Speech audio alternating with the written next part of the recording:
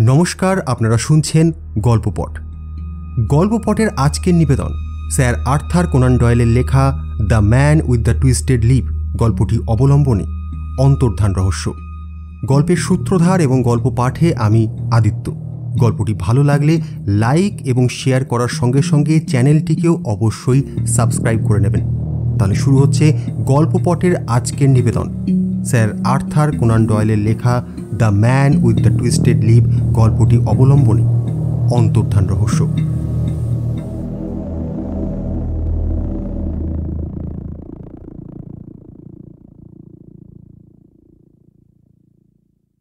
Saint George's theological কলেজের অধ্যক্ষ স্বর্গত Ilias Whitney ডিডির ভাই ইসা হুইটনি ছিল ভীষণ আফিমখোর। আমি জানি যে কলেজে পড়বার সময় একটা বোকা খেয়ালের বশেই এই বদ অভ্যেসটা সে করে বসেছিল। ডি কুইন্সির স্বপ্ন ও অনুভূতির বিবরণ পড়ে অনুরূপ ফল লাভের আশায় সে তামাকের সঙ্গে আফিমের আরোপ মিশিয়ে পান করতে শুরু করল। কিছুদিনের মধ্যেই অবশ্য সে বুঝতে পারল, যেমন আরও অনেকেই বুঝেছে, যে এই অভ্যেসটি করা যতটা সহজ, ছাড়াটা তত সহজ নয়। তারপর বহু বছর ধরে সে আফিমের কেনা গোলাম হয়ে বন্ধুবান্ধব আর আত্মীয় স্বজনের কাছে ত্রাস ও করুণার পাত্র হয়ে উঠতে লাগল। ইদানিং আমি তাকে দেখতে পাই একটা চেয়ারে কুঁকড়ে বসে থাকে। তার হলদে বিবর্ণ মুখ, ঝুলে পড়া চোখের পাতা আর উদগ্র চোখের মণি দেখলে মনে হয় যেন একটি সম্ভ্রান্ত মানুষের ভগ্নস্তূপ মাত্র। 89 সালের জুন মাস। একদিন রাতে আমার বাইরের ঘরের ঘণ্টাটা হঠাৎ বেজে উঠল। যে কোনো মানুষের পক্ষে এই সময়টা তখন প্রথম হাই তুলে ঘড়ির দিকে তাকাবার। আমি চেয়ারে উঠে বসলাম। আমার স্ত্রী সেলাইয়ের কাজটা কোলে ফেলে হতাশভাবে আমার দিকে তাকালো, যেন বলতে চাইল যে কোনো রোগী বোধহয়। কিন্তু আমি আর্তনাদ করে উঠলাম, কারণ সারাদিন খাটাখাটুনির পর সবেমাত্র আমি ঘরে ফিরেছি। কিছুক্ষণ পর দরজা খোলার শব্দ হলো, তারপর কিছু দ্রুত কথাবার্তা, আর তারপর লিনোনিয়ামের ওপর দ্রুত পদধ্বনি। সহসা আমার ঘরের দরজা খুলে গেল। প্রবেশ করলেন একজন মহিলা। তার পরনে কালো পোশাক আর মুখে কালো অবগুণ্ঠন। ঘরের মধ্যে প্রবেশ করতেই তিনি সহসা ছুটে এসে আমার স্ত্রীর গলা জড়িয়ে ধরে তার কাঁধের ওপর মুখ রেখে ফুঁপিয়ে কেঁদে উঠলেন। আমার স্ত্রী তার মুখের অবগুণ্ঠন সরাতেই আমরা দুজনেই চমকে উঠলাম। ভদ্রমহিলা আমাদের পূর্ব পরিচিত। তার নাম কেট হুইটনি। তিনি একদিকে যেমন আমার স্ত্রীর বান্ধবী, তেমনি আমার পেশেন্ট ইসা হুইটনির স্ত্রী। তাদের কথাবার্তা থেকে বুঝতে পারলাম যে সমস্যাটা হয়েছে ইসাকে নিয়ে। অবশ্য এই প্রথম নয়, স্বামীকে নিয়ে গোলমালের কথা তিনি আগেও আমাদের বলেছেন, আমার কাছে ডাক্তার হিসাবে আর আমার স্ত্রীর কাছে পুরনো বান্ধবী ও সহপাঠিনী হিসাবে। তাকে সাধ্যমতন সান্ত্বনা দিলাম। জানতে চাইলাম যে স্বামী কোথায় আছেন, তিনি জানেন কিনা। তিনি জানালেন যে কিছুদিন হলো নেশার ভর হলেই সে শহরের প্রান্তবর্তী একটি আফিমের আড্ডায় জমায়েত হয়। প্রথম আড্ডা চলত দিনের বেলায়। সন্ধ্যা হলেই তোবড়ানো দুমড়ানো শরীর নিয়ে সে বাড়ি ফিরত। কিন্তু ইদানিং সেটা প্রায় 48 ঘন্টা ধরে চলে। ডকের ফালতু লোকেদের সঙ্গে সে সেখানেই থাকে। হয় বসে বসে নিঃশ্বাসের সঙ্গে বিষ টানে, আর না হয় ঘুমিয়ে নেশা কাটায়। তার মতে আপার সোয়ান্ডাম লেনের সেই বার অফ গোল্ডে তাকে নিশ্চয়ই পাওয়া যাবে। কিন্তু তার মতন ভীরু যুবতীর পক্ষে সেরকম জায়গায় যাওয়া কিংবা গুন্ডাদের মধ্যে থেকে স্বামীকে বের করে আনা দুটোই অসম্ভব। ব্যাপারটা শোনার পর সঙ্গে সঙ্গে কর্তব্য স্থির করে ফেললাম। আমি ইসা হুইটনির চিকিৎসক, ফলত তার উপর আমার একটা জোর আছে। আমি একাই সব ব্যবস্থা করে নিতে পারব। মহিলাকে কথা দিলাম, তার দেওয়া ঠিকানায় যদি সত্যি সে থাকে তাহলে 2 ঘন্টার মধ্যেই তাকে গাড়ি করে বাড়ি পৌঁছে দেব। 10 মিনিটের মধ্যেই আমার আরাম কেদারা আর সুমধুর বসবার ঘর ফেলে আমি বেরিয়ে পড়লাম এবং একটা গাড়ি নিয়ে পূর্বমুখে ছুটে চললাম একটা অদ্ভুত কাজের উদ্দেশ্যে। যদিও একমাত্র ভবিষ্যতই বলতে পারে যে সেই কাজটা কতখানি অদ্ভুত হয়ে উঠতে চলেছে।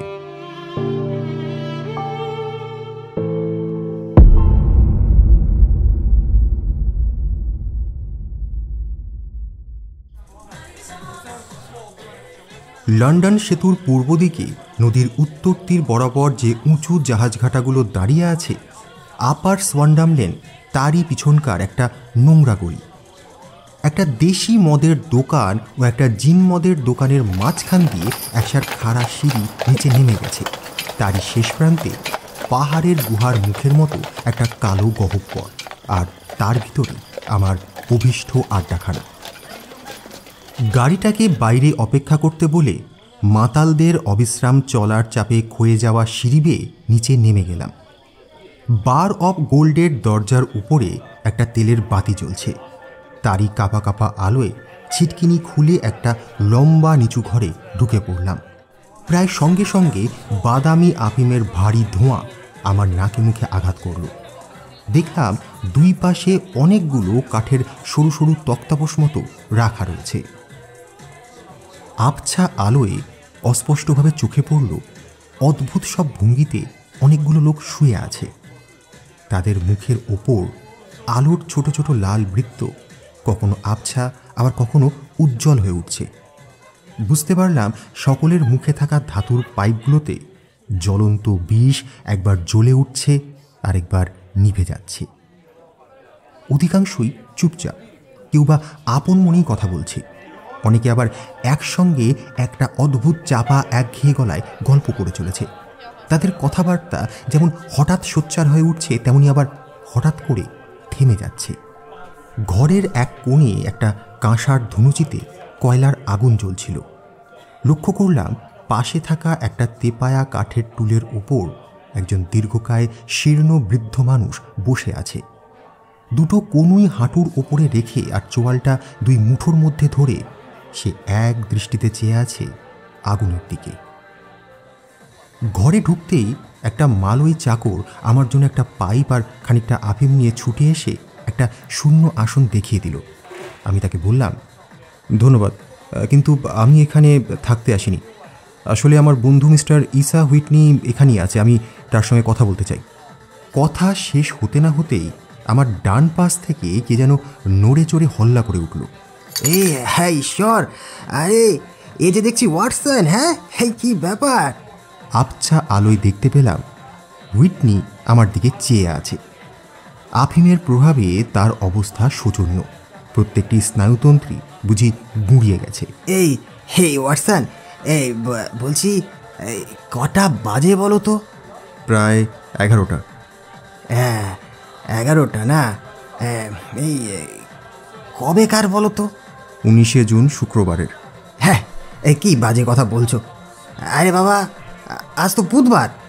আলবাত আজ বুধবার। কেন ছেলে মানুষ পেয়ে ভয় দেখাচ্ছ বলো তো? কেন ছেলে মানুষ পেয়ে ভয় দেখাচ্ছ? আরে বাবা, আমি বলছি আজ শুক্রবার। তোমার স্ত্রী আজ 2 দিন তোমার পথ চেয়ে বসে আছে। তোমার লজ্জা হয় না? সে তো হচ্ছে, কিন্তু ওয়াটসন, তুমি আমার সব গুলিয়ে দিচ্ছ।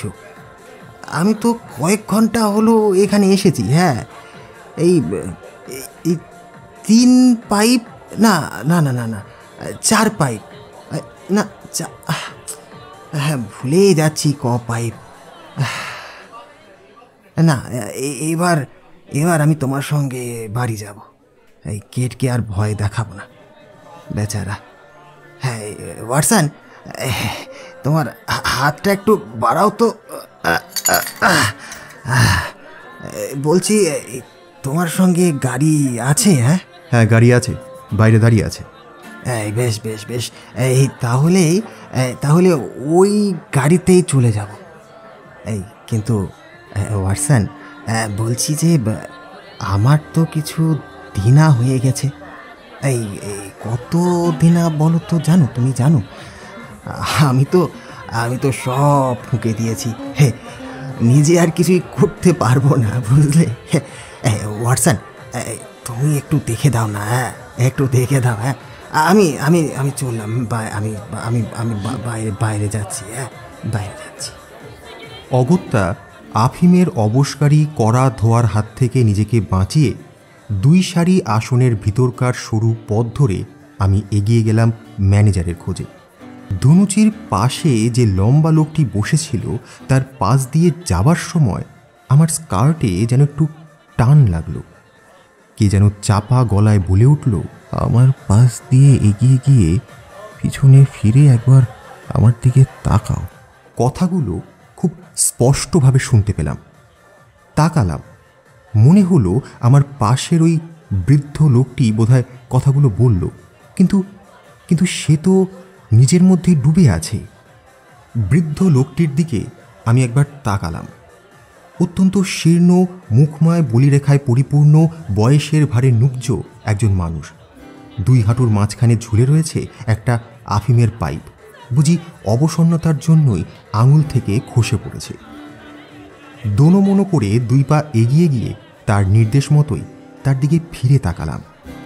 আর তাকাতেই আত্মসংযমের সর্বশক্তি নিয়োগ করে তবেই আমি সবিস্ময়ে চিৎকার করে ওঠার হাত থেকে নিজেকে বিরত করতে পারলাম। লোকটি এমনভাবে বসেছিল যাতে আমি ছাড়া আর কেউ তাকে দেখতে না পারে। আমি যখন তার দিকে তাকালাম তখন তার চেহারা ভরে উঠেছে, বলিরেখা মিলিয়ে গেছে, তন্দ্রালু চোখে জ্বলছে আগুন। আমাকে বিস্মিত হতে দেখে অগ্নিকুণ্ডের পাশে বসে যে মূর্তিমান দাঁত বের করে হাসছিল সে আর কেউ নয়, স্বয়ং শার্লক হোমস। তার এই পরিবর্তন ক্ষণিকের জন্যই স্থায়ী হলো। পর মুহূর্তে যখন সে সঙ্গীদের দিকে তার আধখানা মুখ ফেরালো, অমনি আবার সেই স্থবির ঠোঁটছোলা বার্ধক্যের প্রতিমূর্তিতে সে পরিণত হলো। আমি চাপা গলায় বললাম, হোমস, এই নরকে তুমি কি করছো? যত আস্তে পারো কথা বলো ওয়াটসন, আমার শ্রবণ শক্তি অত্যন্ত উত্তম। আর তোমাকে একান্ত অনুরোধ, যদি তোমার ওই মাতাল বন্ধুটির কবল থেকে বেরিয়ে আসতে পারো তাহলে তোমার সঙ্গে একটু আলোচনা করে মনকে শান্ত করতে পারি। ঠিক আছে, আমার গাড়ি বাইরে দাঁড়িয়ে আছে। অতি উত্তম, তাহলে দয়া করে ওই গাড়িতেই ওকে বাড়ি পাঠিয়ে দাও। ও যেরকম খোঁড়াচ্ছে তাতে মনে হয় যে কোনো সময় বিপদ ঘটাবে। আর শোনো, সেই সঙ্গে কোচম্যানের হাত দিয়ে তোমার স্ত্রীকেও একটা চিরকুট পাঠিয়ে জানিয়ে দিও যে তুমি আমার সঙ্গে জুটে গেছো। বাইরে একটু অপেক্ষা করো, আমি 5 মিনিটের মধ্যে আসছি। আমার বন্ধুর বিশেষত্ব হলো যে সে অনুরোধটাও এত স্পষ্ট আর হুকুমের মতো করে যে তাতে আপত্তি করা বেশ শক্ত হয়ে পড়ে। তাছাড়া ভেবে দেখলাম, হুইটনিকে গাড়িতে তুলে দিতে পারলেই আমার কর্তব্য শেষ। তারপরে বন্ধুবরের একটি অসাধারণ অ্যাডভেঞ্চারের সঙ্গে যুক্ত হয়ে পড়ার চাইতে ভালো আর কিছুই হতে পারে না। কয়েক মিনিটের মধ্যেই চিরকুটটা লিখে ফেললাম। হুইটনির বিল শেষ করে তাকে গাড়িতে তুলে দিলাম। গাড়িটা অন্ধকারে অদৃশ্য হয়ে গেল। একটু পরেই আফিমের ডেরা থেকে বেরিয়ে এলো একটি থুরথুরে বুড়ো, আর তারপরেই আমি শার্লক হোমসের সঙ্গে রাস্তায় নেমে পড়লাম। কুঁজো পিঠ নিয়ে টলমলো পা ফেলতে ফেলতে সে 2টো রাস্তা পার হলো। তারপর দ্রুত চারিদিকটা দেখে নিয়ে শরীরটা সোজা করে দাঁড়ালো এবং প্রাণ খুলে হেসে উঠল।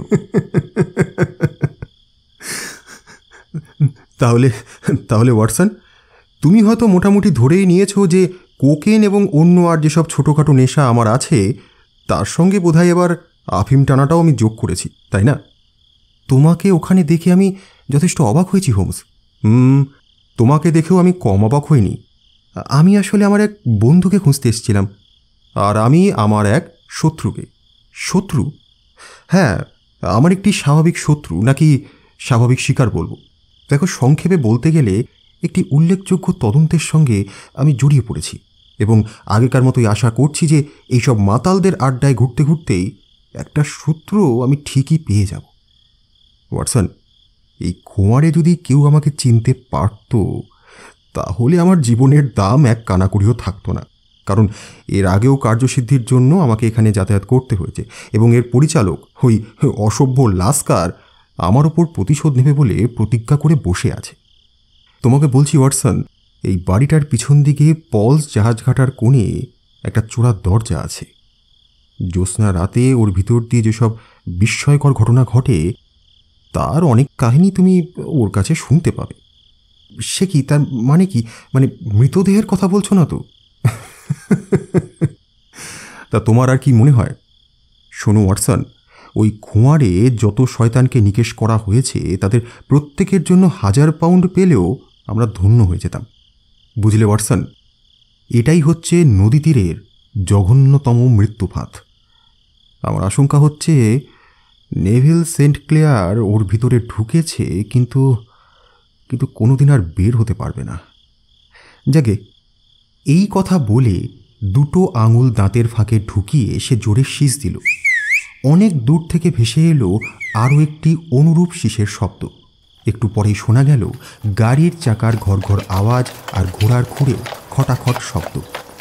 অন্ধকারের ভিতর থেকে একখানা এক্কা গাড়ি আমাদের সামনে এসে দাঁড়ালো। তার পাশের লণ্ঠন থেকে দুটি সোনালি আলোর রেখা রাস্তার উপরে ছিটকে পড়ল। হোমস বলল, আচ্ছা ওয়াটসন, তুমি আমার সঙ্গে আসছো তো? হ্যাঁ, যদি দরকার বোধ করো। ওয়াটসন, তুমি তো জানো যে বিশ্বাসী সহকর্মীর দরকার আমার সব সময়, লেখকের দরকার তো আরও বেশি। সিডার্সে আমার ঘরটা দুটি শয্যা বিশিষ্ট, সুতরাং অসুবিধার কোনো কারণ নেই। সিডার্স? ও হ্যাঁ, ওটাই মিস্টার সেন্ট ক্লেয়ারের বাড়ি। তদন্ত চালাবার জন্য আমি আপাতত ওই বাড়িতেই আছি। তা বাড়িটা কোথায়? কেন্টের অন্তর্গত লির নিকটে, এই 7 মাইল গাড়িতেই যেতে হবে। কিন্তু আমি তো একেবারে অন্ধকারে রয়েছি, ব্যাপারটা কিছুই জানি না। হ্যাঁ, তা অবশ্য রয়েছ, কিন্তু সবই জানতে পারবে। দাঁড়াও, জন, নেমে পড়ো। আপাতত ঠিক আছে, তোমাকে আর দরকার হবে না। আর এই নাও আধ ক্রাউন। শোনো, কাল ঠিক 11টা নাগাদ আমাকে খুঁজে নিও, ঠিক আছে? চলো ওয়াটসন, উঠে পড়ো। ঘোড়ার পিঠে চাবুক পড়ল। আমরা ছুটে চললাম সিডার্সের উদ্দেশ্যে। অনেকগুলি নির্জন রাস্তা পেরিয়ে একটা চওড়া রেলিং ঘেরা সেতু পার হলাম, যার নিচ দিয়ে আঁধারে ঢাকা নদীটা ধীর লয়ে বয়ে চলেছে। তারপরে শুরু হলো ইট পাথরের নির্জন রাস্তা। আকাশে ভেসে চলেছে পাতলা মেঘ, আর তার ফাঁকে ফাঁকে এখানে ওখানে মিটমিট করে চলছে দু একটা তারা। মাঝে মাঝে শোনা যায় পুলিশের নিয়মিত ভারী পায়ের শব্দ আর বিলম্বিত হল্লাকারীদের হইচই গান। হোমস নীরবেই গাড়ি চালাচ্ছে। তার মাথাটা বুকের ওপর ঝুঁকে পড়েছে, নিজের চিন্তার মধ্যেই সে যেন ডুবে আছে। আমি পাশে চুপচাপ বসে আছি, মনে মনে ভাবছি যেই সন্ধান কার্যে তার নিজের শক্তির ওপর এতটা চাপ পড়েছে, তার বিবরণ না জানি কতটাই কৌতূহল উদ্দীপক হবে। কিন্তু তার চিন্তা স্রোতে ব্যাঘাত ঘটাতেও বেশ ভয় হচ্ছিল। কয়েক মাইল চলবার পর মফস্বলের সারি সারি বাড়ি আর ঘরের কাছাকাছি যখন পৌঁছালাম, তখন সে শরীরটাকে ঝাঁকুনি দিয়ে ঘাটটা সোজা করে বসল এবং নিভে যাওয়া পাইপে নতুন করে আগুন দিল। দেখে মনে হলো যেন মনে মনে হেসে আত্মপ্রসাদ অনুভব করছে। সে বলল, do you know my dear Watson, যে নীরবে থাকার এক চমৎকার ক্ষমতা তোমার মধ্যে আছে, আর তাই জন্যই তোমার সঙ্গ আমার কাছে এত অমূল্য। সত্যি বলছি ওয়াটসন, তোমার মতন একজন পাওয়া আমার খুব দরকার। বাট এনিওয়ে, আমি কি ভাবছি জানো? আমি ভাবছি যে যখন বাড়িতে গিয়ে তার সঙ্গে দেখা হবে, তখন সেই স্ত্রীলোকটিকে আমি কি বলবো? হোমস, তুমি কিন্তু ভুলে যাচ্ছ যে এ ব্যাপারে আমি কিচ্ছু জানি না। ওয়েল, লিতে পৌঁছবার আগেই তোমাকে সব কথা বলবার সময় আমি পাব। ব্যাপারটা অসম্ভব রকমের সাদাসিধে, অথচ এগোবার মতন কোনো কিছুই আমি ধরতে পারছি না। সুতো অনেকটাই আছে, কিন্তু তার শেষটা যেন কিছুতেই হাতের মধ্যে আসছে না। যাই হোক, এবার সংক্ষেপে কিন্তু পরিষ্কারভাবে কেসটা তোমাকে বলছি। হয়তো আমার কাছে যার সবটাই অন্ধকার, তার মধ্যে তুমি হয়তো একটু আলোর ঝলক দেখলেও দেখতে পারো। ঠিক আছে, তাহলে শুরু করো।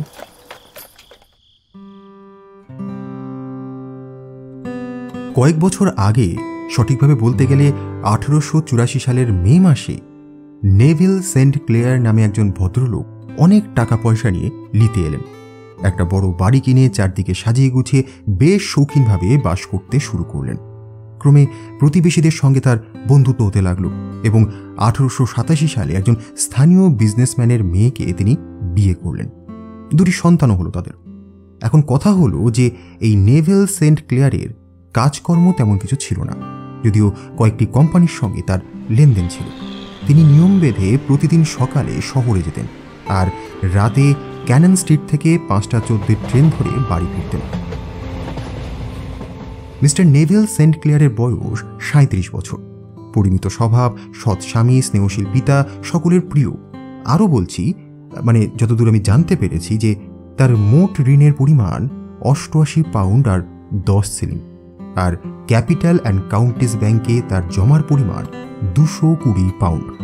কাজেই তার মনের ওপর কোনো রকম আর্থিক চাপ পড়েছিল সে কথা ভাববার কোনো কারণ নেই। গত সোমবার তিনি অন্যান্য দিন অপেক্ষা একটু সকালেই শহরে গেলেন। যাবার সময় বলে গেলেন যে তাকে দুটো গুরুত্বপূর্ণ কমিশনের কাজ শেষ করতে হবে, আর ছোট ছেলের জন্য এক বাক্স খেলনা ইটও তিনি নিয়ে আসবেন। এদিকে ঘটনাক্রমে সেই সোমবার তিনি রওনা হবার কিছুক্ষণ পরেই তার স্ত্রী একটি টেলিগ্রাম পেলেন। তাতে লেখা যে মূল্যবান ছোট পার্সেলটি তিনি পাবার আশা করছেন সেটা এভারডিন শিপিং কোম্পানির অফিসে তার জন্য অপেক্ষা করছে। এবার দেখো ওয়াটসন, লন্ডনের জ্ঞান যদি তোমার ভালো হয় তাহলে তুমি নিশ্চয়ই জানবে যে ওই কোম্পানির অফিস হচ্ছে ফ্রেসনো স্ট্রিটে। যে আপার সোয়ান্ডাম লেনে আজ রাতে তুমি আমাকে দেখেছিলে সেই রাস্তা থেকেই বেরিয়েছে ফ্রেসনো স্ট্রিট। তো যাই হোক, লাঞ্চ সেরে মিসেস সেন্ট ক্লেয়ার শহরের পথে রওনা হলেন। কিছু কেনাকাটা করে তিনি কোম্পানির অফিসে গেলেন, প্যাকেটটি সংগ্রহ করলেন। তারপর স্টেশনে ফিরবার পথে ঠিক 4:35 সময় তিনি সোয়ান্ডাম লেন ধরে হাঁটছিলেন। দেখো, এই পর্যন্ত ভালোভাবে বুঝতে পেরেছ তো? হ্যাঁ, খুব পরিষ্কারভাবে বুঝতে পেরেছি। ওকে, তোমার হয়তো মনে আছে যে সেই সোমবারটা ছিল অত্যন্ত গরম। একটা গাড়ির আশায় মিসেস সেন্ট ক্লেয়ার ধীরে ধীরে হাঁটছিলেন। চারিদিককার পরিবেশ তার মোটেই ভালো লাগছিল না। তো তিনি যখন এইভাবে সোয়ান্ডাম লেন ধরে হাঁটছিলেন, হঠাৎ একটা চিৎকার তার কানে এলো। চোখ তুলতেই তিনি দেখতে পেলেন 3 তলার জানালা থেকে তার স্বামী তার দিকে তাকিয়ে আছেন এবং তার মনে হলো যেন ইশারায় তাকে ডাকছেন। এই ঘটনা দেখে তার শরীর হিম হয়ে এলো। জানালাটা খোলা ছিল, কাজে স্বামীর মুখটা তিনি স্পষ্টভাবেই দেখতে পেয়েছিলেন। তার বর্ণনা অনুসারে সেই মুখে ভয়ঙ্কর উত্তেজনার আভাস ছিল। তিনি বেপরোয়াভাবে হাত নাড়তে লাগলেন। তারপর সহসা এমনভাবে তিনি অদৃশ্য হয়ে গেলেন যেন মনে হলো পিছন থেকে কেউ দুর্বার শক্তিতে তাকে জোর করে টেনে তুলে নিয়ে গেল। এবার একটা ইম্পর্টেন্ট পয়েন্ট তোমাকে বলতে চাই ওয়াটসন। তার সঙ্গে কথোপকথনকালে তিনি আমাকে বলেছেন যে শহরে যাবার সময় তার স্বামীর গায়ে যে কালো কোটটা ছিল সেটা তখনও তার গায়ে থাকলেও তার গলায় কলার কিংবা নেকটাই কিছুই ছিল না। মিস্টার নেভিল সেন্ট ক্লেয়ারের নিশ্চয়ই কোনো বড়সড় বিপদ হয়েছে এই মনে করে মিসেস সেন্ট ক্লেয়ার দ্রুত পায়ে সিঁড়ি দিয়ে নামতে লাগলেন। না ওয়াটসন, অবাক হও না। যে আফিমের আড্ডায় তুমি আজ রাতে আমাকে দেখেছিলে, অর্থাৎ বার অফ গোল্ড, এটা সেই বাড়ি। তো যাই হোক, সামনের ঘরের ভিতর দিয়ে ছুটে গিয়ে তিনি দোতলায় সিঁড়ি বেয়ে উঠতে চেষ্টা করলেন, আর সিঁড়ির মুখেই দাঁড়িয়েছিল শয়তান লাস্কার স্বয়ং। তার কথা তোমাকে আমি আগেই বলেছি। একজন সহকারীর সাহায্যে সে তাকে ধাক্কা দিয়ে রাস্তায় বার করে দিল। সন্দেহ ও শঙ্কায় তিনি তখন পাগলের মতন হয়ে উঠেছেন। নিরুপায় হয়ে গলি দিয়ে ছুটতে ছুটতে ভাগ্যক্রমে ফ্রেসনো স্ট্রিটে একজন ইন্সপেক্টর ও জনকয়েক কনস্টেবলকে তিনি পেয়ে গেলেন। তাদেরকে সব কথা বলতে ইন্সপেক্টর কনস্টেবলদের নিয়ে মহিলাটির সঙ্গে গেলেন এবং মালিকের অবিরাম বাধা সত্ত্বেও সেই ঘরে গিয়ে হাজির হলেন যেখানে মিস্টার সেন্ট ক্লেয়ারকে সর্বশেষ দেখা গিয়েছিল। কিন্তু দুর্ভাগ্যবশত সেখানে তার কোনো চিহ্নই ছিল না। প্রকৃতপক্ষে সারা 3 তলায় কেবলমাত্র একটি বিভৎস চেহারার পঙ্গু লোক ছাড়া আর কাউকে পাওয়া গেল না। লোকটাকে দেখে মনে হলো যেন ওটাই তার ঘরবাড়ি। সে এবং লাস্কার উচ্চস্বরে দিব্যি করে বলতে লাগলো যে ওই দিন বিকেল থেকে সামনের ঘরে নাকি আর কেউই ছিল না। এমন জোর গলায় তারা অস্বীকার করছিল যে ইন্সপেক্টর পর্যন্ত ইতস্তত করতে লাগলেন।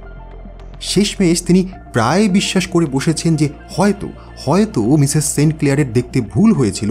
এমন সময় মহিলাটি চিৎকার করে টেবিলের ওপর রাখা একটা ছোট্ট কাঠের বাক্সের ওপর ঝাঁপিয়ে পড়লেন।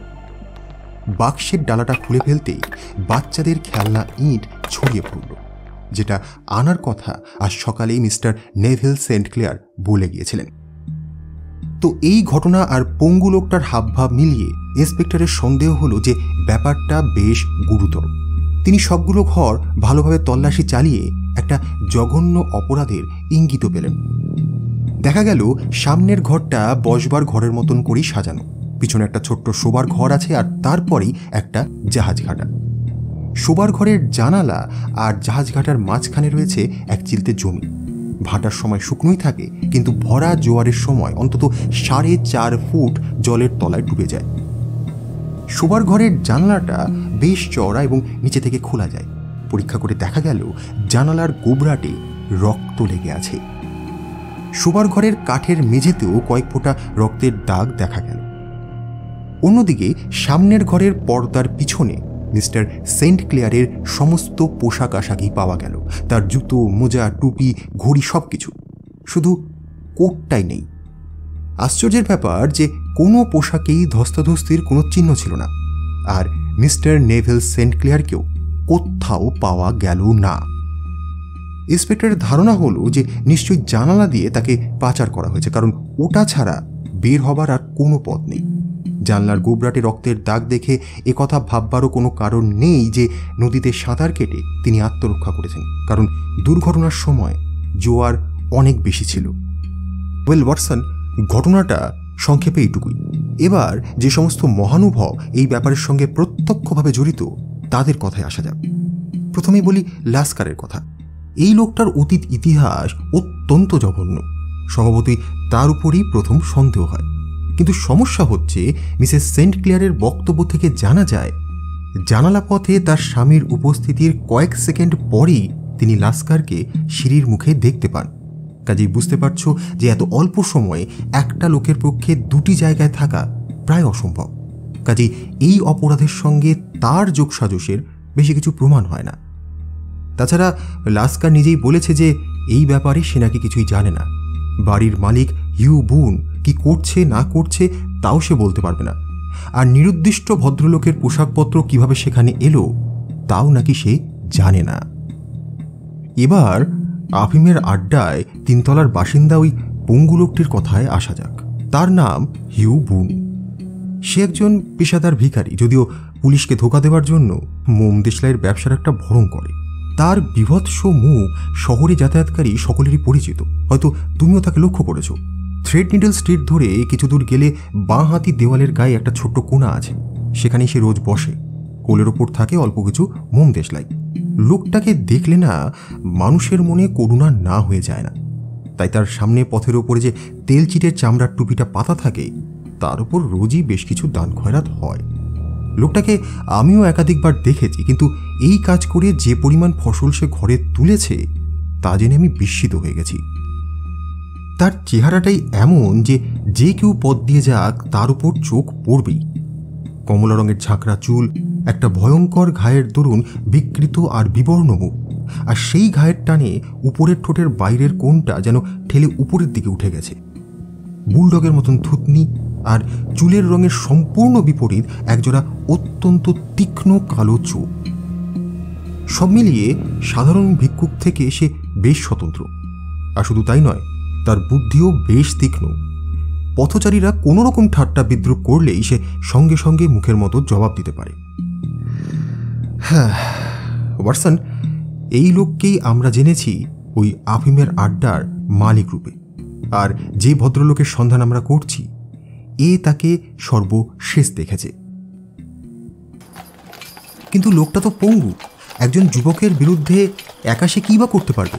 দেখো, পঙ্গু এই অর্থে যে সে খুঁড়িয়ে হাঁটে, কিন্তু অন্য সব দিক থেকে সে বেশ শক্তিশালী এবং বলিষ্ঠ দেহ। ওয়াটসন, তোমাকে নিশ্চয়ই বলে দিতে হবে না যে মানুষের একটা অঙ্গ দুর্বল হলে অন্য অঙ্গগুলো অত্যাধিক শক্তিশালী হয়ে তার ক্ষতিপূরণ করে। বুঝলাম, তারপর? ওয়েল ওয়াটসন, তোমাকে তো আগেই বলেছি যে ইন্সপেক্টরকে সঙ্গে করে মিসেস সেন্ট ক্লেয়ার সেই আফিমের আড্ডার 3 তলার ঘরে গিয়ে উপস্থিত হন। এরপর তদন্ত চলাকালীন জানালার গোবরাটে রক্ত দেখে মিসেস সেন্ট ক্লেয়ার অজ্ঞান হয়ে যান। তার উপস্থিতি তদন্ত কার্যে কোনোরূপ সহায়ক হবে না মনে করে পুলিশ তাকে গাড়ি করে বাড়ি পৌঁছাবার ব্যবস্থা করে দেয়। আর তারপর এই কেসের ভারপ্রাপ্ত ইন্সপেক্টর বার্টন বাড়িটা তন্ন তন্ন করে আবার পরীক্ষা করে, কিন্তু এমন কোনো কিছুই খুঁজে পান না যাতে এই কেসের ওপর কোনো রকম আলোকপাত হতে পারে। অবশ্য তার একটা ভুল হয়েছিল। তিনি হিউবুনকে সঙ্গে সঙ্গে গ্রেপ্তার না করায় সে তার স্যাঙাত লাস্কারের সঙ্গে সলা পরামর্শ করবার জন্য বেশ কিছুটা সময় হাতে পেয়ে যায়। অবশ্য ব্যাপারটা ইন্সপেক্টরের নজরে আসতেই তিনি সঙ্গে সঙ্গে হিউবুনকে গ্রেপ্তার করে তাকে তল্লাশি করবার হুকুম দেন, কিন্তু তল্লাশি করে তাকে জড়াবার মতো কিছুই পাওয়া যায় না। অবশ্য তার শার্টের ডান আস্তিনে রক্তের দাগ পাওয়া গিয়েছিল, কিন্তু সে তার মধ্যমা আঙুলের নখের কাছের কাটা দাগটা দেখিয়ে বলল যে রক্তটা সেখান থেকেই লেগেছে, এবং আরও বলল যে একটু আগেই সে জানালার কাছে গিয়েছিল, কাজেই জানালার গোবরাটে রক্তের দাগটা নিঃসন্দেহে তার। মিস্টার নেভেল সেন্ট ক্লেয়ারকে কোনোদিন দেখার কথা সে তীব্রভাবে অস্বীকার করে, আর দিব্যি করে বলে যে তার ঘরে ওই পোশাকপত্রের উপস্থিতি পুলিশের মতো তার কাছেও রহস্যজনক। তাকে যখন বলা হলো যে মিসেস সেন্ট ক্লেয়ার জানালা পথে তার স্বামীকে দেখতে পেয়েছিলেন, তখন সে বলল যে হয় সেই ভদ্রমহিলা পাগল হয়ে গেছেন, আর নয়তো তিনি দিবাস্বপ্ন দেখেছেন। তো যাই হোক, তাকে গ্রেপ্তার করে থানায় পাঠিয়ে দিয়ে ভাটার সময় নতুন কোনো তথ্য পাওয়ার আশায় ইন্সপেক্টর বার্টন সেই বাড়িতেই থেকে গেলেন। তা কোনো তথ্য কি পাওয়া গেল?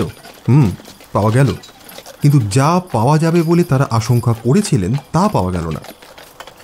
কাদার মধ্যে নেভেল সেন্ট ক্লেয়ারকে পাওয়া গেল না বটে, কিন্তু পাওয়া গেল তার পরিধেয় কোটটা। জোয়ারের জল নেমে যেতেই সেটা চোখে পড়ল। আচ্ছা ওয়াটসন, তুমি কি কল্পনা করতে পারো যে কোটের পকেটে কি ছিল? না ওয়াটসন, তুমি চেষ্টা করলেও সেটা কল্পনা করতে পারবে না। কোটের প্রতিটি পকেট পেনি আর আধ পেনিতে ভর্তি ছিল। টু বি এক্স্যাক্ট 421টি পেনি এবং 270টি আধ পেনি। কিন্তু হোমস, কোটটা পড়ে রইল, আর দেহটা কোথায় গেল? ওয়েল ওয়াটসন, জাহাজঘাটা আর বাড়িটার মাঝখানে একটা প্রবল ঘূর্ণি আছে। এমনটা হতেই পারে যে ভারী কোটটা থেকে গেছে আর পোশাকহীন দেহটা ঘূর্ণির টানে তলিয়ে নদীতে ভেসে গেছে। কিন্তু হোমস, অন্য সব পোশাক পাওয়া গেল ঘরের মধ্যে, আর শুধু কোটটা পরানো রইল দেহে। এটা কীরকম হলো? তারও জবাব আছে ওয়াটসন। ধরা যাক এই হিউ বুন লোকটাই নেভেল সেন্ট ক্লেয়ারকে জানালা দিয়ে ছুঁড়ে ফেলে, আর এই কাজ করতে তাকে কেউ দেখেনি। তাহলে এখন সে কি করবে? প্রথমেই তার মনে হবে এই গুপ্ত তথ্য প্রকাশের একমাত্র চিহ্ন পোশাকগুলোর ব্যবস্থা করা দরকার। প্রথমেই কোটটা তুলে ছুঁড়ে ফেলতে গিয়ে তার মনে হয় যে কোটটা জলে ডুবে না গিয়ে ভেসেও থাকতে পারে। এদিকে হাতে বেশি সময় নেই, কারণ তখন নিচে স্ত্রীলোকটির সঙ্গে যে ধস্তাধস্তি হচ্ছিল তার শব্দ সে নিশ্চয়ই শুনতে পাচ্ছিল, এবং সম্ভবত লাস্কারের স্যাঙাতের কাছ থেকে খবর পেয়েছিল যে রাস্তা থেকে পুলিশও ছুটে আসছে। তাই আর এক মুহূর্ত সময় নষ্ট না করে সে তক্ষুনি ছুটে চলে যায় সেই গোপন আস্তানায় যেখানে ভিক্ষা করে পাওয়া পেনি আধ পেনি সব জমিয়ে রেখেছে। কোটের পকেটে যতগুলো পারে ততগুলো পেনি আধ পেনি ভরে জলে ফেলে দেয়, যাতে ভারী হবার দরুন কোটটা জলে ডুবে যায়। অন্য পোশাকও ওইভাবেই ছুঁড়ে ফেলে দিত, কিন্তু ইতিমধ্যে নিচের সিঁড়িতে পায়ের শব্দ শুনে তাড়াতাড়ি জানালাটা বন্ধ করে দিতেই পুলিশ তার ঘরে ঢুকে পড়ে।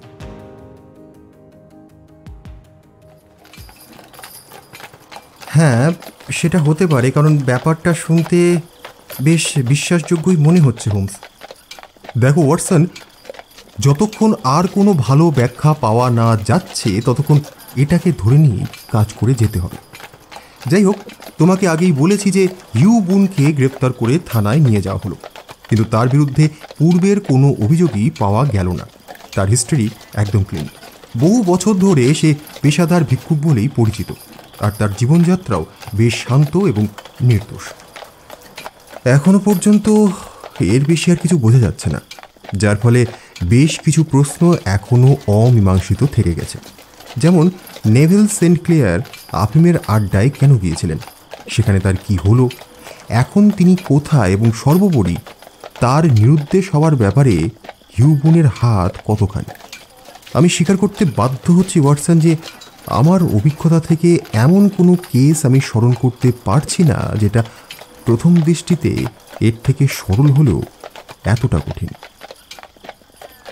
হোমস যখন এই ঘটনার বিবরণ শোনাচ্ছিল, আমরা তখন মহানগরী ছাড়িয়ে শেষ বাড়িগুলোকেও পিছনে ফেলে একটা গ্রাম্য পথের ঝোপঝাড়ের ভিতর দিয়ে দ্রুত ছুটে চলেছি।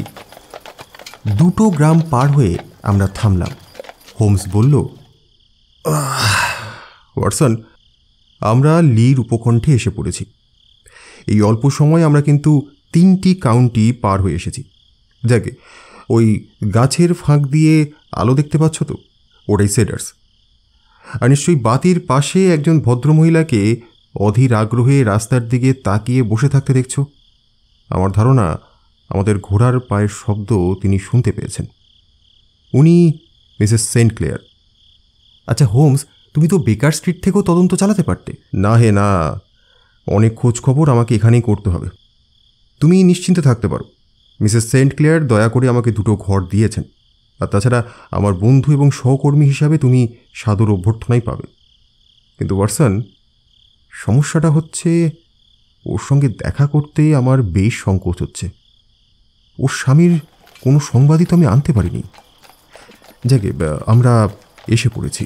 অনেকখানি জমির মধ্যে একটা বড় বাড়ির সামনে আমাদের ঘোড়াটা থামল, আর প্রায় সঙ্গে সঙ্গে একটা ছোকরা দৌড়ে এসে ঘোড়ার কাছে দাঁড়ালো। ঘোড়া থেকে নেমে আমি হোমসের পিছনে পিছনে কাঁকড় বিছানো একটা ঘোরানো পথ পেরিয়ে বাড়ির সামনে পৌঁছালাম। আমরা পৌঁছতেই দরজাটা খুলে গেল। দেখলাম সামনে দাঁড়িয়ে আছেন একজন অসাধারণ সুন্দরী রমণী।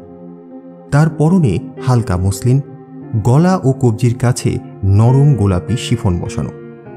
আলোর সামনে তিনি দাঁড়িয়েছিলেন, এক হাত দরজার উপরে রাখা আর অপর হাত উদ্বেগে ঈষৎ তোলা রয়েছে। শরীরটা সামান্য ঝুঁকে পড়েছে, মাথা ও মুখ সামনে বের করা, চোখে উদ্বেগ আর ঠোঁটটা ঈষৎ খোলা রয়েছে, ঠিক যেন একটি মূর্তিমতী প্রশ্ন আমাদের সামনে দাঁড়িয়ে আছেন। হোমসকে দেখা মাত্র তিনি আশঙ্কা ও উদ্বেগ মেশানো কণ্ঠে চিৎকার করে উঠলেন।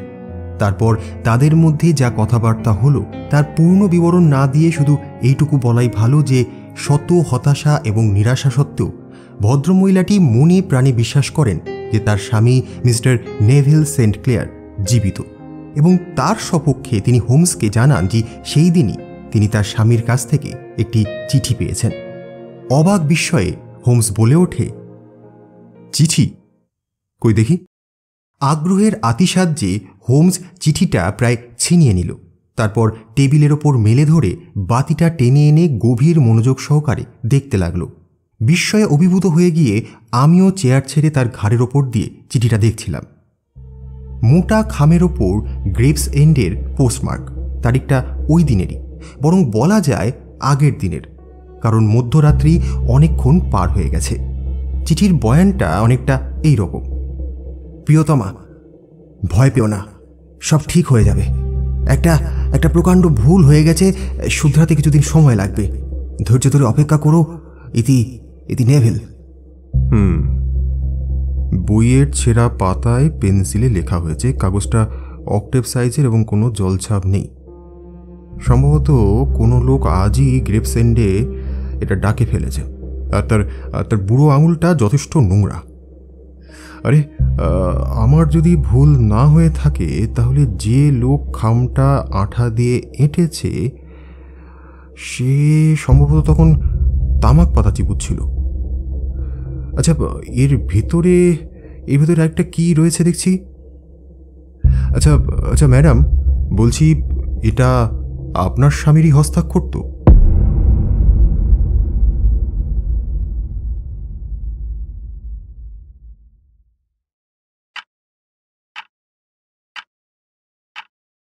একটা বড় আরামদায়ক 2 শয্যার ঘর আমাদের দেওয়া হয়েছিল। রাতের অ্যাডভেঞ্চারের পর আমি খুবই শ্রান্ত হয়ে পড়েছিলাম, তাই তাড়াতাড়ি শয্যার আশ্রয় নিলাম। কিন্তু হোমস সে ভিন্ন ধাতুর মানুষ। কোনো অমীমাংসিত সমস্যা মগজে ঢুকলে দিনের পর দিন, এমনকি 7 দিন পর্যন্ত সে বিনা বিশ্রামে কাটাতে পারে। এই সময়টা সে সমস্যাটাকে নেড়েচেড়ে দেখে, ঘটনাগুলোকে নতুন করে সাজায় এবং ভিন্ন ভিন্ন দৃষ্টিকোণ থেকে সেগুলোকে পরখ করে। যতক্ষণ পর্যন্ত সে তল খুঁজে না পায় বা বুঝতে পারে যে সংগৃহীত তথ্যাদি যথেষ্ট হয়নি, ততক্ষণ সে কাজ করেই চলে।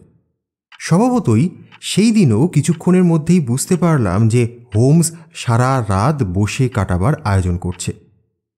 কোট আর ওয়েস্টকোটটা খুলে একটা নীল রঙের বড় ড্রেসিং গাউন সে পরে নিল।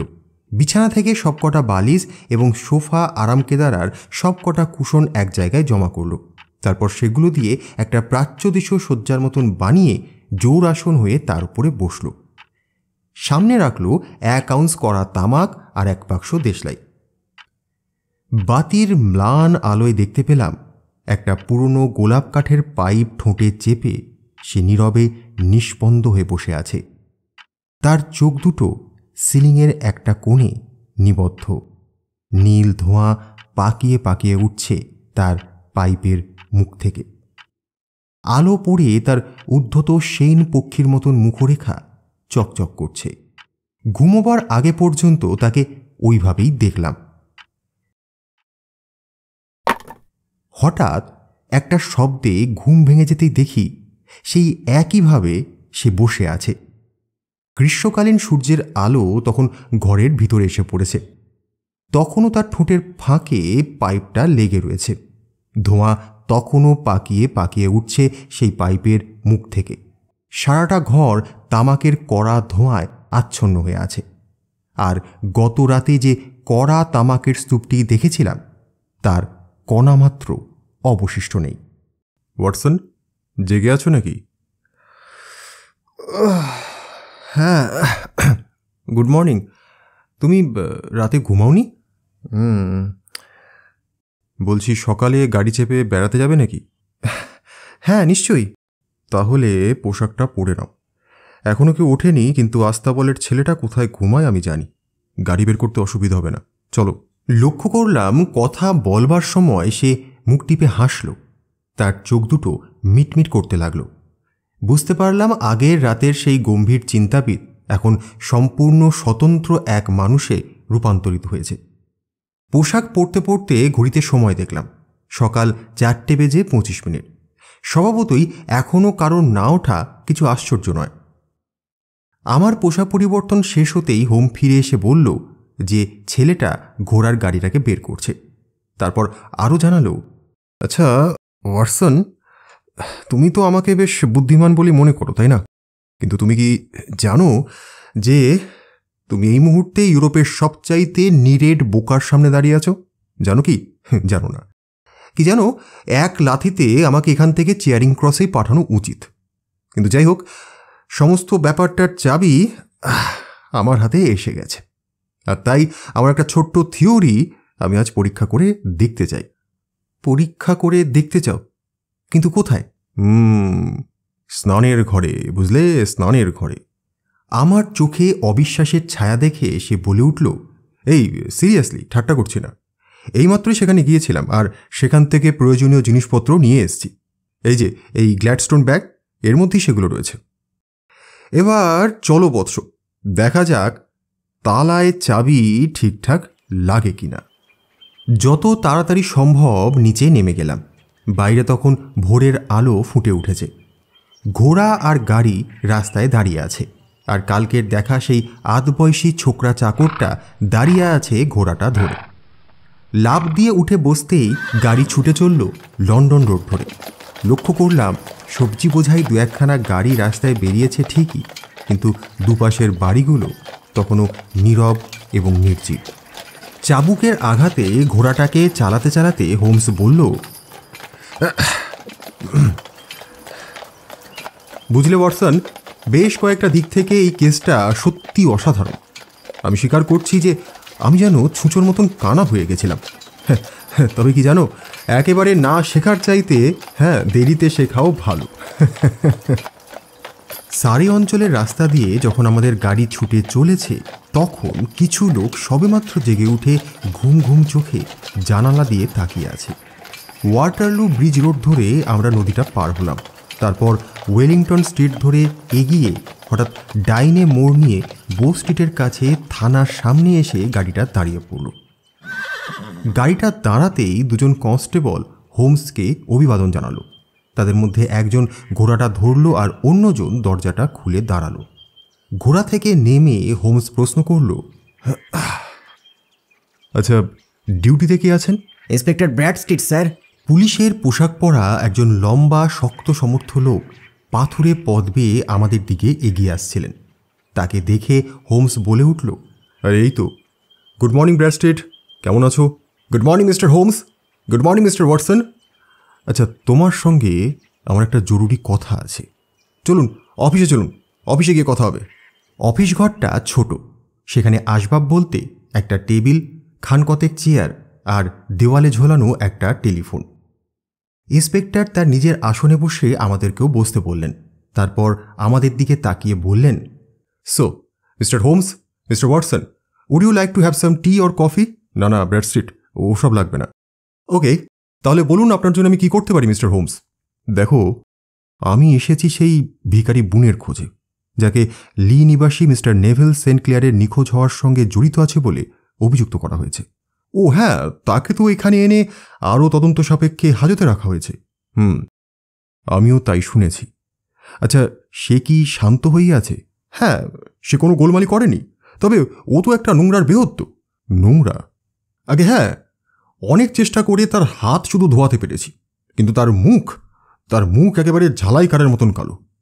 মিস্টার হোমস, কেসটা একবার মিটে যাক, তারপর তাকে নিয়মিত আচ্ছা করে জেল ধোলাই দেব। না না, আমাকে খারাপ ভাববেন না মিস্টার হোমস, তাকে একবার দেখলে আপনিও আমার সঙ্গে একমত হবেন যে সেটাই তার দরকার। তা ব্র্যাডস্ট্রিট, আমি যে তাকে একবার দেখতে চাই এখন। ঠিক আছে, আসুন আমার সঙ্গে। মিস্টার হোমস, ব্যাগটা আপনি ওখানেই রেখে আসতে পারেন। না না, এটা আমার সঙ্গেই থাক, চলো। ইন্সপেক্টর আমাদের পথ দেখিয়ে নিয়ে চললেন। একটা বন্ধ দরজা খুলে ঘোরানো সিঁড়ি বেয়ে আমরা একটা চুনকাম করা দালানে পৌঁছালাম। তার দুই দিকেই সারি সারি দরজা। ইন্সপেক্টর বললেন, ডাইনের তৃতীয় ঘরটা আপনার আসামির। দরজার উপরের দিকের একটা অংশ নিঃশব্দে ঠেলা দিয়ে খুলে তিনি ভিতরের দিকে তাকালেন। তারপর বললেন, এই যে মিস্টার হোমস, ঘুমিয়ে আছে, এখান থেকে বেশ ভালোভাবেই দেখতে পারবেন, দেখুন। আমরা উভয়ই সেই ফাঁকে চোখ রাখলাম। দেখলাম একজন মাঝবয়সী মানুষ আমাদের দিকে মুখ করে শুয়ে আছে। গভীর ঘুমে আচ্ছন্ন, ভারী নিঃশ্বাস ধীরে ধীরে পড়ছে। তার পোশাক আশাক তার কাজেরই উপযোগী। পরিধেয় ছেঁড়া কোটের ফাঁক দিয়ে একটা রঙিন শার্ট বেরিয়ে পড়েছে। আরও লক্ষ্য করলাম, ইন্সপেক্টর ঠিকই বলেছেন, লোকটা অসম্ভব নোংরা। কিন্তু আশ্চর্যের বিষয়, এত জমানো ময়লাতেও তার মুখের ভয়াবহ বিভৎসতা ঢাকা পড়েনি। পুরনো ঘায়ের একটা দাগ চোখ থেকে থুতনি পর্যন্ত নেমে গেছে, আর তার টানে উপরের ঠোঁটের একটা কোণ উল্টে গিয়ে 3টে দাঁত এমনভাবে বেরিয়ে পড়েছে যাতে মনে হয় যে সবসময় সে মুখ ভেঙাচ্ছে।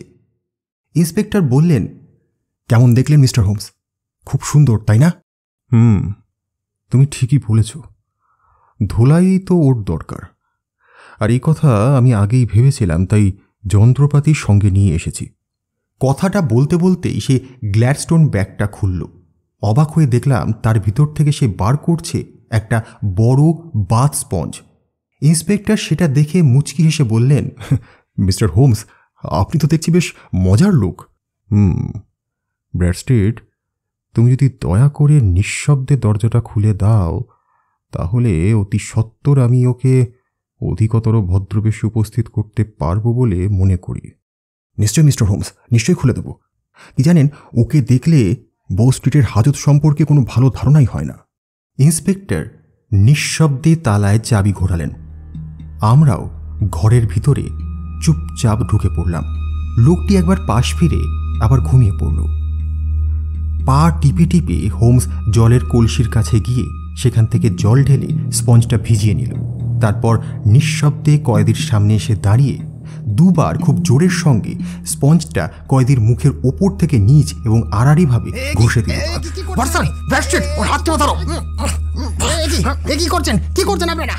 তারপর হোমস চিৎকার করে বলল, বন্ধুগণ, কেন্ট জেলার লির অধিবাসী মিস্টার নেভেল সেন্ট ক্লেয়ারের সঙ্গে আপনাদের পরিচয় করিয়ে দিচ্ছি। জীবনে এরকম দৃশ্য আমি আর কখনো দেখিনি। গাছ থেকে যেমন বাকল খসে পড়ে, স্পঞ্জের ঘষায় লোকটির মুখের চেহারাও তেমনই পাল্টে গেছে। সেই গাঢ় বাদামি রং, মুখ বরাবর সেই বিভৎস ঘায়ের দাগ, সেই ওল্টানো ঠোঁট যা সারা মুখটাকে বিকৃত ভেঙচিতে পরিণত করেছিল, সব অদৃশ্য হয়ে গেছে। এক হ্যাচকা টানে তার লাল চুলের গোছা উঠে এলো। ঘরের মধ্যে তখন বসে আছে একটি ভদ্র চেহারার মানুষ। বিবর্ণ বিষণ্ণ তার মুখ, কালো চুল আর পরিষ্কার চামড়া। দুহাতে চোখ মুছতে মুছতে ঘুম ঘুম বিস্ময়ে সে তাকিয়ে আছে। কিছুক্ষণ পরে ধরা পড়ে যাওয়ার ব্যাপারটা বুঝতে পেরে সে চিৎকার করে উঠল। তারপরই বালিশে মুখ ঢেকে উপুর হয়ে পড়ল। ইন্সপেক্টর চেঁচিয়ে উঠে বললেন, এ কি মিস্টার হোমস, এ তো সেই হারিয়ে যাওয়া লোকটা।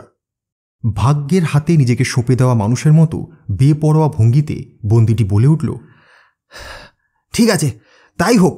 আচ্ছা আচ্ছা, বলুন তো আমার বিরুদ্ধে অভিযোগটা কি? শুনুন মশাই, আপনার বিরুদ্ধে অভিযোগ হচ্ছে যে আপনি নিজেকে শেষ করে দেওয়ার চেষ্টা করেছিলেন। কিন্তু না, আত্মহত্যার চেষ্টা প্রমাণিত না হলে তো সেই অভিযোগও করা চলবে না। মিস্টার হোমস, আমি 27 বছর এই লাইনে আছি, কিন্তু এটা যেন সব কিছুকে টেক্কা দিয়েছে। আচ্ছা আচ্ছা, ঠিক আছে। আমি যদি মিস্টার নেভিল সেন্ট ক্লেয়ার হই, তাহলে তো স্পষ্টই দেখা যাচ্ছে যে অপরাধ কিছুই ঘটেনি। সুতরাং আমাকে কিন্তু এখানে সম্পূর্ণ বেআইনিভাবে আটকে রাখা হয়েছে। অপরাধ নয়, তবে একটা বড় রকমের ভ্রান্তি ঘটেছে। মিস্টার ক্লেয়ার, আপনার কিন্তু নিজের স্ত্রীকে অন্তত বিশ্বাস করা উচিত ছিল।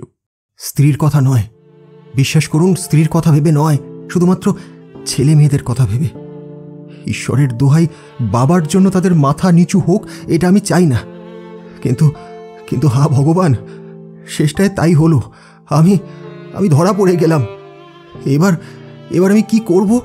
হোমস তার পাশে বসে সাদরে তার পিঠ চাপড়ে দিয়ে বলল, দেখুন, ব্যাপারটা যদি ফয়সলার জন্য আদালতে যায়, তাহলে অবশ্য লোক জানাজানি এড়ানো যাবে না।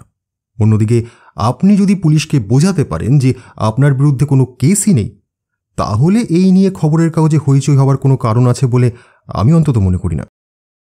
মিস্টার ক্লেয়ার, আপনি সব কথা খুলে বলুন। ইন্সপেক্টর ব্র্যাডস্টিট তার নোটসহ সেটা যথাযোগ্য কর্তৃপক্ষের কাছে পাঠিয়ে দিক। ব্যাস, তাহলেই কিন্তু ব্যাপারটা আর কোনোদিনই আদালতে যাবে না। ঈশ্বর আপনাদের মঙ্গল করুন। আমি কারাবাস, এমনকি ফাঁসি যেতেও রাজি আছি। শুধু আমার এই শোচনীয় গোপন কথার কলঙ্ককে ছেলে মেয়েদের কপালে এঁকে দিতে চাই না। আমার এই কাহিনী আপনারাই প্রথম শুনছেন। আমার বাবা ছিলেন চেস্টারফিল্ডারে একজন স্কুল শিক্ষক। লেখাপড়া ভালোই শিখেছিলাম। প্রথম যৌবনে অনেক দেশ ভ্রমণ করেছি, রঙ্গমঞ্চে অভিনয়ও করেছি। শেষ পর্যন্ত লন্ডনের একটি সান্ধ্য পত্রিকার রিপোর্টার হিসেবে কাজ শুরু করলাম। একদিন সম্পাদক আমাকে ডেকে বললেন যে শহরের ভিক্ষাবৃত্তির ওপর একটা প্রবন্ধ লিখতে, আর সেখান থেকেই আমার এই কাজের শুরু। প্রবন্ধের মাল মশলা জোগাড় করবার জন্য ভিখারির ছদ্মবেশে কাজ শুরু করলাম। অভিনেতা থাকাকালে মেকআপের কলাকৌশল বেশ ভালোই শিখেছিলাম, বরং ওই কাজে সাজঘরে আমার বেশ নামই হয়েছিল।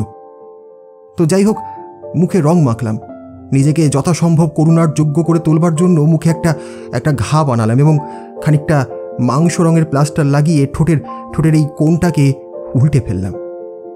তারপর লাল পরচুলা মাথায় এঁটে উপযুক্ত পোশাক পরে শহরের সবচাইতে ভিড়ের জায়গায় আসন পাতলাম। বাইরে দেখলাম দেশলাই বিক্রেতা, কিন্তু আসলে ভিখারি। 7 ঘন্টা এই কাজ করে সন্ধ্যায় বাড়ি ফিরে সবিস্ময়ে দেখতে পেলাম 26 শিলিং 4 পেনি উপার্জন হয়েছে। তারপর আর কি, প্রবন্ধের পর প্রবন্ধ লিখলাম। একসময় ব্যাপারটা ভুলেও গেলাম। এর কিছুদিন পরে এক বন্ধুর একটা বিলের জামিন হবার ফলে আদালত থেকে 25 পাউন্ডের একটা পরোয়ানা পেলাম। দেখে তো মাথায় হাত পড়ল। টাকাটা কিভাবে জোগাড় করব তাই ভেবে সারা হচ্ছি, এমন সময় একটা ফন্দি মাথা এলো। পাওনাদারের কাছ থেকে কিছুটা সময় চেয়ে নিলাম, আর মালিকের কাছ থেকে নিলাম কিছুদিনের ছুটি। তারপর ছদ্মবেশ ধারণ করে শহরে ভিক্ষা শুরু করে দিলাম। আপনারা বিশ্বাস করবেন না, 10 দিনের মধ্যে টাকাটা জোগাড় হয়ে গেল। ধার শোধ করে দিলাম। দেখুন, আপনাদের একটা কথা বলতে চাই। এই মুখে একটু রং মেখে আর মাটিতে একটা টুপি পেতে চুপচাপ বসে থেকেই যেখানে ভালো রোজগার করা যায়, সেখানে সপ্তাহে মাত্র 2 পাউন্ডের জন্য হাড় ভাঙা খাটুনিকে স্বীকার করে নেওয়া যে কতটা কঠিন, সেটা নিশ্চয়ই আপনারা বুঝতে পারছেন। অহংকার আর অর্থের মধ্যে দোটানা চলল বেশ কিছুদিন, কিন্তু শেষ পর্যন্ত ডলারেরই জয় হলো। ছেড়ে দিলাম, রিপোর্টিংটা ছেড়ে দিলাম। তারপর পছন্দ করা কোনাটায় বসে দিনের পর দিন বিভৎস মুখ দেখিয়ে মানুষের করুণা জাগিয়ে পকেট ভর্তি করার কাজটা চালিয়ে গেলাম। কেউ কিচ্ছু জানত না, শুধুমাত্র একটা লোক আমার এই গোপন কথা জানত। সোয়ান্ডাম লেনের যে আড্ডায় আমি বাসা নিয়েছিলাম, তার মালিক। সেখান থেকেই রোজ সকালে আমি নোংরা ভিখারি সেজে বেরোতাম আর সন্ধ্যায় সুবেশ ভদ্রলোক সেজে শহরে পা দিতাম। ওই লোকটা, মানে লাস্কারকে, তার ঘরের জন্য বেশ ভালো টাকা দিতাম। কাজেই আমি নিশ্চিত ছিলাম যে আমার গুপ্ত কথা নিরাপদেই থাকবে। শীঘ্রই দেখলাম বেশ মোটা টাকা আমি জমিয়ে ফেলেছি। আমি বলছি না যে লন্ডনের রাস্তায় যে কোনো ভিখারি বছরে 27 পাউন্ড রোজগার করতে পারে, কিন্তু আমার মেকআপের ক্ষমতা ছিল অসাধারণ, আর কথাও বলতে পারতাম বেশ রসিয়ে, তাই আমার রোজগার একটু বেশি হতো। ক্রমে শহরের সকলের কাছে বেশ পরিচিত হয়ে উঠলাম। সারাদিনই পেনি আর রুপোর টাকার বৃষ্টি হতে লাগলো আমার উপর। এমন অবস্থা হলো যে কোনো দিন যদি 2 পাউন্ডের কম রোজগার হয় তাহলে ভাবতাম দিনটাই হয়তো বাজে গেল। যাই হোক, যত ধনী হতে লাগলাম উচ্চাকাঙ্ক্ষাও বাড়তে লাগলো। মফস্বলে একটা বাড়ি নিলাম, একটা বিয়েও করে ফেললাম। আমার আসল কারবার নিয়ে কারোর মনে কোনো দিন সন্দেহ হয়নি।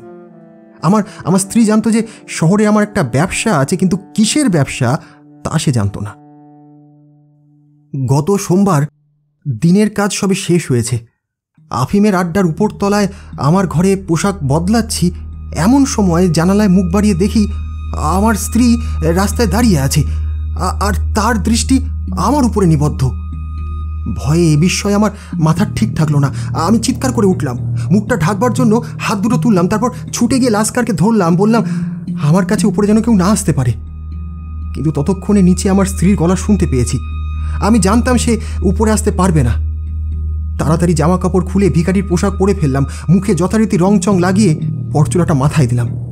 আমি জানতাম এই ছদ্মবেশ আমার স্ত্রীর চোখেও ধরা পড়বে না। কিন্তু এমন সময় মনে হলো যে ঘরটা তো সার্চ হতে পারে, আর তাহলে এই সব পোশাকের জন্য তো আমি ধরা পড়ে যাব। ঠিক করলাম সমস্ত পোশাক জানালা খুলে টেমসের জলে ফেলে দেব। তাড়াতাড়িতে জোর করে জানালাটা খুলতে গিয়ে সেদিন সকালে আমার হাতের যে জায়গাটা কেটে ফেলেছিলাম সেই ঘাটা ফেটে আবার রক্ত বেরোতে লাগলো। যাই হোক, কোটটা তুলে নিলাম, তারপর যে চামড়ার থলেতে রোজগারের টাকা পয়সা রাখতাম সেগুলো সব ঢেলে দিলাম ওই কোটের পকেটে। কোটটা বেশ ভারী হলো। তারপর জানালা দিয়ে কোটটা ছুঁড়ে ফেলে দিলাম। দেখলাম টেমসের জলে সেটা অদৃশ্য হয়ে গেল। অন্য সব পোশাক আশাকও ছুঁড়ে ফেলে দিতাম, কিন্তু সেই মুহূর্তে কনস্টেবলরা সিঁড়ি বেয়ে উপরে উঠে এলো, আর কয়েক মিনিট পরেই মিস্টার নেভেল সেন্ট ক্লিয়ারকে হত্যার অভিযোগে আমাকে গ্রেপ্তার করা হলো। আমার একটাই স্বস্তি ছিল যে আমার আসল স্বরূপ কেউ চিনতে পারেনি। দেখুন, এরপর আর কিছু বুঝিয়ে বলার মতন নেই। স্থির করলাম যে ছদ্মবেশটা যতদিন সম্ভব চালিয়ে যাব, তাই মুখটাকে নোংরাই রেখেছিলাম। আমি জানতাম যে আমার স্ত্রী খুব উৎকণ্ঠিত হয়ে পড়বে, তাই হাতের আংটিটা সবার অলক্ষ্যে খুলে ফেলেছিলাম। তারপর যখন দেখলাম কনস্টেবলরা আমার দিকে তাকাচ্ছে না, সেই সুযোগে আংটিটা আর 2 লাইন চিঠি লিখে লাস্কারের হাতে দিয়ে বলেছিলাম সেটা যেন সে আমার স্ত্রীকে পোস্ট করে দেয়। ব্যাস, এই অবধি।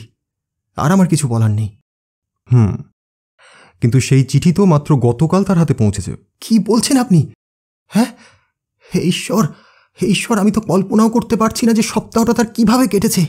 ইন্সপেক্টর ব্র্যাডস্ট্রিট বললেন, এই লাস্কারের ওপর পুলিশ নজর রেখেছিল, কাজী তাদের চোখকে এড়িয়ে লাস্কার চিঠিটা ডাকে ফেলতে পারেনি।